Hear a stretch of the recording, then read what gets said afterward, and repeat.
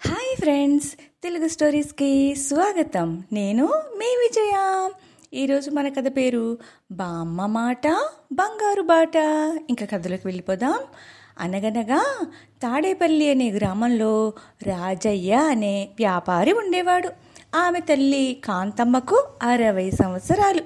ఒకరోజు కాంతమ్మ, ఒరే అబ్బాయి, నేను ఒకసారి మీ అక్క దగ్గరకు వెళ్దామనుకుంటున్నా, తీసుకువెళ్ళమంటే ఎప్పుడు తీరిక చూసుకుని తీసుకువెళ్తాను అంటావు. తీరిక చూసుకుని వెళ్ళటానికి తీర్థయాత్రకు తీసుకువెళ్ళమంటున్నానా అని తల్లి కొడుకులిద్దరూ మాట్లాడుకుంటూ ఉండగా అక్కడకు పొరుగున ఉండే రాజేశం అనే యువకుడు వస్తాడు. ఏరా రాజేశం, ఎక్కడికో బయలుదేరినట్లున్నావు అని రాజయ్య అనగానే, వెంకన్నపాలెం మా అత్తగారి ఊరు వెళ్తున్నాను అని రాజేశం అనేసరికి, ఒరేయ్ రాజయ్య, నేను వీడితో కలిసి మీ అక్క దగ్గరికి వెళతాను, నీకు తీరిక దొరికినప్పుడు నన్ను వచ్చి తీసుకువెళ్ళు అని కాంతమ్మ అనేసరికి, ఏంటమ్మా ఉన్నబలంగా ప్రయాణం, ఈరోజు మంచి రోజు కాదు, వారం వర్జ్యం చూసుకోకుండా వెళ్తానంటావు అంటాడు రాజయ్య. అప్పుడు కాంతమ్మ, ఒరేయ్ ఒరేయ్, నేను అత్తారింటికి వెళ్ళే కొత్త కోడలేం కాదు, దుర్ముహూర్తాలు యమగండాలు చూసుకుని బయలుదేరటానికి, అవన్నీ నాకు తెలుసులేరా అంటూ లోపలికి వెళ్ళి టకా బట్టలు సర్దుకుంటుంది. రాజయ్య తన బావగారి కోసం స్వయంగా పాయసం చేసి డబ్బాలో పెట్టి ఇస్తాడు. పిల్లల కోసం సున్నుండలు చేసింది కాంతమ్మ. రాజయ్య తల్లికి కొంత డబ్బు కూడా ఇస్తాడు. ఒరే రాజేశం, మా అమ్మకు కాస్త చాదస్తం ఎక్కువ, దారిలో నీ బుర్ర తినేస్తుంది, మా అక్క ఇంటికి జాగ్రత్తగా తీసుకువెళ్ళు అని రాజేశానికి కూడా కొంత డబ్బులు ఇస్తాడు రాజయ్య. రాజేశం కాంతమ్మ ఇద్దరూ కలిసి బయలుదేరతారు. ఊరు దాటగానే రాజేశం, బామ్మగారు, మీ చేతిలోని సంచి ఇలా ఇవ్వండి, అలాగే మీ దగ్గర డబ్బులు కూడా ఇవ్వండి, జాగ్రత్తగా పట్టుకుంటాను అనేసరికి తన చేతిలో డబ్బు రాజేశానికి ఇస్తే రాజేశం ఆ డబ్బుల్ని తన దగ్గరున్న సంచిలో వేసి జాగ్రత్త పరుస్తాడు. మధ్యాహ్నం అయ్యేసరికి ఏదో ఒక ఊరు చేరతారు. అకస్మాత్తుగా వర్షం పడుతుంది. ఆ ఊరి బయట ఒక ఇంటి దగ్గర రాజేశం వెళ్ళి తలుపులు దడ బాదుతాడు. ఏంటి తలుపులు బాదుతున్నావు అని లోపల నుండి ఒక స్త్రీ అరుస్తుంది. అప్పుడు రాజేశం, వర్షం పడుతుంది, కొంచెం వర్షం తగ్గే వరకు మీ ఇంటి దగ్గర ఉంటాం అనేసరికి లోపల ఉన్న స్త్రీ, లోపల మగవాళ్ళు ఎవరు లేరు అని అరుస్తుంది.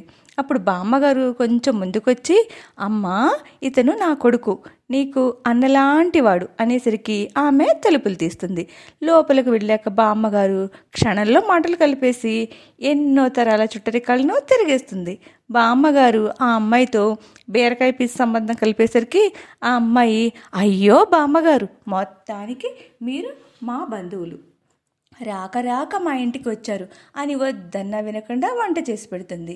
అలా కొంతసేపటికి వాన తగ్గడంతో, వస్తాను తల్లి, ఇంకా చాలా దూరం వెళ్ళాలి, అనవసరంగా నీకు శ్రమ కలిగించాం, ఏమీ అనుకోకు తల్లి అని బామ్మగారు రాజేశం ప్రయాణం అవుతుంటే, తిరుగు ప్రయాణంలో మళ్ళీ మా ఇంటికి రావాలి అని మాట తీసుకుని మరీ పంపిస్తుంది ఆ ఇంటావిడ.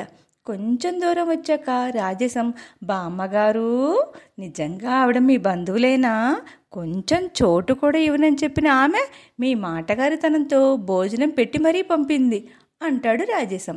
అప్పుడు బామ్మగారు, నోరు మంచిదైతే ఊరు మంచిదవుతుందిరా, మంచి మాటలతో మనుషుల్ని మన వాళ్ళుగా చేసుకోవచ్చు, కానీ ఈ కాలం వాళ్ళకి మా మాటలు చికాకుగా అనిపిస్తాయి అంటుంది రాజేశంతో బామ్మగారు. ఇంకొంచెం దూరం నడిచేసరికి దారికి అడ్డంగా నల్ల త్రాచు కనిపిస్తుంది. రాజేశం దాన్ని చూసి గట్టిగా అరిచేస్తాడు, చప్పట్లు కొడతాడు, అయినా పాము కదలదు. బామ్మగారు తన చేతిలోని కర్రతో నేలపై కొట్టగానే పాము పక్కనే ఉన్న పదుల్లోకి వెళ్ళిపోతుంది. అప్పుడు రాజేశం, బామ్మగారు, ఆ ఇంటావిడని మీ మాటలతో మంత్రం వేసినట్లు పాముకు కూడా మంత్రం వేశారా ఏంటి, అది మిమ్మల్ని చూసి పదుల్లోకి వెళ్ళిపోయింది అంటాడు. అప్పుడు బామ్మగారు, మాయలు మంత్రాలు కాదురా బడుద్దాయి, పాములకు చెవులుండవు, నువ్వెంత పెద్దగా అరిచినా దానికేం వినపడదు, అందుకే నేల మీద కొట్టాను, ఆ ఆదురుడికి వెళ్ళిపోయింది అంటుంది బామ్మగారు. అలా పొద్దువాలుతుండగా వాళ్ళు ఒక కొండ పక్కగా వెళుతుంటే ఒక దొంగ కత్తిని చూపించి, ఏయ్ మర్యాదగా నీ దగ్గరున్న డబ్బంతా తీసి ఇక్కడ పెట్టు, లేదంటే చూసావా కత్తి చంపేస్తా, జాగ్రత్త అని బెదిరిస్తాడు దొంగ. రాజేశం డబ్బంతా తీసి అక్కడ పెట్టి వణికిపోతూ, నన్నేం చెయ్యకండి, నాకు అసలే కొత్తగా పెళ్ళయింది, నన్ను నమ్ముకొని అమ్మ నాకు భార్య ఉన్నారు, మీరు అడిగింది ఇచ్చేస్తా అనేసరికి బామ్మగారు, ఉండు నాయనా, మాయదారి డబ్బు కోసం మనిషి ప్రాణం తీస్తావా ఏంటి, డబ్బు నా దగ్గర ఉంది, లేనివాడిని బెదిరించి ఏం లాభం అంటూ సంచిలోంచి డబ్బా తీస్తున్నట్టుగా తీసి అందులో కారం పొడి తీసి దొంగ కళ్ళలో చల్లేస్తుంది. దొంగ లబో దిబోం అంటూ కత్తి పడేసి కళ్ళు నలుపుకుంటూ, అయ్యో మంట మంట, నా కళ్ళు మండిపోతున్నాయి, ఎంత పని చేసేవే ముసల్దానా అని అరుస్తాడు. బామ్మగారు రాజేశానికి సైగ చేసి, ఆ కత్తితో వాణ్ణి పడవకురా, డబ్బు కోసం ఏదో కక్కుర్తి పడ్డాడు వేదవ అనేసరికి రాజేశం కత్తి పట్టుకుంటాడు. అది చూసి దొంగ అంత బాధలోనూ కళ్ళు తెరిచి క్షణాల్లో ఎటో పారిపోతాడు. రాజేశం ఊపిరి పీల్చుకుంటూ, అమ్మయ్యా ఇదే నా చివరి రోజు, ఆ దొంగ చేతిలో నా ప్రాణాలు పోతాయి అనుకున్నా. వాడు వెళ్ళిపోయినా నాకు ఇంకా భయం తగ్గలేదు బామ్మగారు, నా కాళ్ళు ఇంకా వణికిపోతూనే ఉన్నాయి చూడండి అంటాడు రాజేశం. అప్పుడు బామ్మగారు ఆపద రాగానే ఆలోచన వదిలేసి, భయంతో వణికిపోతే అలారా అబ్బాయి, కాస్త బుర్ర ఉపయోగించాలి, సమస్య నుండి బయటపడే ఆలోచన చేయాలి, లేకపోతే జీవితంలోనూ ఇలాంటి ప్రయాణంలోనూ ముందుకు వెళ్ళలేం అంటుంది బామ్మగారు. అప్పుడు రాజేశం, బామ్మగారు నాకు చాలా ఆకలిగా ఉంది, ఎక్కడైనా షాపులుంటాయేమో చూసి నేను తిని మీకు తీసుకొస్తా, ఇక్కడే ఉండండి బామ్మగారు అని రాజేశం వెళతాడు. ఎంతసేపటికి రాజేశం రాకపోవటంతో, ఏంటి రాజేశం ఇంకా రాలేదు, అసలే కంగారు పిచ్చుడు, నేనే వెళ్ళి చూసి వస్తా అంటూ వెళ్ళేసరికి షాపు యజమాని, తినేసి డబ్బులు ఎవరు దొంగ కొట్టేశాడని చెప్తావా అంటూ కోపంతో గట్టిగా రాజేశంపై అరుస్తాడు. దాంతో బామ్మగారు అక్కడ జరిగిందంతా గ్రహించి, నిజంగానే వాడు ఆ డబ్బులు ఎక్కడో పోగొట్టుకుని ఉంటాడు అని రాజేశం తినదానికి తన దగ్గరున్న డబ్బులు ఇచ్చి, ఇక పదరా అబ్బాయి అంటుంది. కొంచెం దూరం వెళ్ళాక రాజేశం బామ్మగారితో, బామ్మగారు నేను చెప్పేది నిజం, ఆ దొంగ వెధవ బెదిరించినప్పుడు నా డబ్బు సంచి జారిపోయిందనుకుంటా అంటాడు. సరేలే, నాకు సంజాయిషి ఇవ్వాలా, పోతే పోని, ఆ డబ్బు మంది కాదనుకో అంటే, పోయిన వాటి గురించి చింతించి చేయాల్సిన వాటి గురించి ఆలస్యం చేయకూడదు, కాస్త హుషారుగా అడుగులే, త్వరగా ఊరు చేరుకుంటాం అంటుంది బామ్మగారు. అది కాదు బామ్మగారు, జాగ్రత్త కావాలని ప్రయాణానికి ముందే మీ డబ్బులు కూడా తీసుకున్నాను, ఇంకా మీ దగ్గర డబ్బెక్కడిది అంటాడు రాజేశం. నేను నీకిచ్చింది నా కొడుకు ఇచ్చిన డబ్బులు, షాపు వాడికి ఇచ్చింది నేను దాచుకున్న డబ్బులు, డబ్బంతా ఒకే చోట పెట్టుకుంటారా, 4 చోట్ల దాచుకోవాలి అంటుంది బామ్మగారు.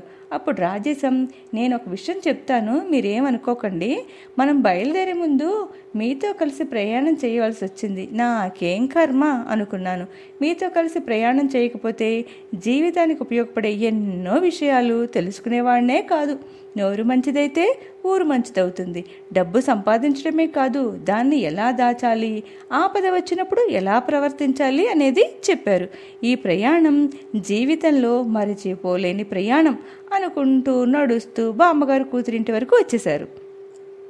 రాజేశం, బామ్మగారు నేను తిరిగి వెళ్ళేటప్పుడు మీ దగ్గరికి వస్తాను అంటాడు. అప్పుడు బామ్మగారు, చూడు నాయన, మంచి విషయాలు తెలుసుకోవటం మాత్రమే ముఖ్యం కాదు, అలా తెలుసుకొని జీవితంలో సమస్యలు వచ్చినప్పుడు సరి అయిన సమయానికి ఉపయోగించి బయటపడటం ముఖ్యం, దాన్నే సమయస్ఫూర్తి అంటారు అంటుంది బామ్మగారు. పెద్దల మాట చద్ది మూట అంటారు, మీరు చెప్పిన ఈ మాట విలువ కట్టలేని మూట అంటూ రాజేశం అక్కడి నుంచి వెళ్ళిపోతారు. కథ నచ్చిందా ఫ్రెండ్స్? మరో మంచి స్టోరీతో మళ్ళీ మీ ముందుంట. అప్పటి వరకు ఏం చేస్తారు? Keep listening Telugu stories and follow me. Bye.